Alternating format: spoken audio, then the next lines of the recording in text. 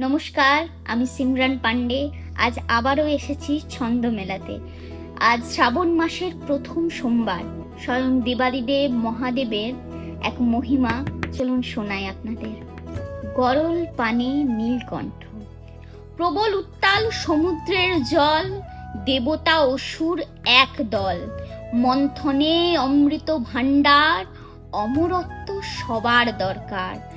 গরলের ঝড় যখনই আসে, দলের ভাঙন এক নিমেষে। দেবতারা তো পূজনীয়, গরল নয় তাদের পানীয়।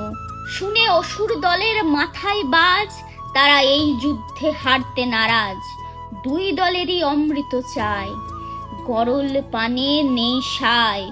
চলতে থাকে বিষম যুদ্ধ, তখন ত্রিনয়ন খুলেন রুদ্র। দেখেন দেবতা অসুর যুদ্ধে মগ্ন, এক দল দুয়ে ভগ্ন। অমৃত চাই, অমৃত চাই, জগৎ ভুলে অমৃত চাই। করতে ব্যস্ত অমৃত লুণ্ঠ, তাই জগৎ রক্ষায় নীলকণ্ঠ। তাই গরল পানে নীলকণ্ঠ, তাই গরল পানে নীলকণ্ঠ। হর হর মহাদেব। কলমে ও কণ্ঠে সিমরান পান্ডে। ধন্যবাদ।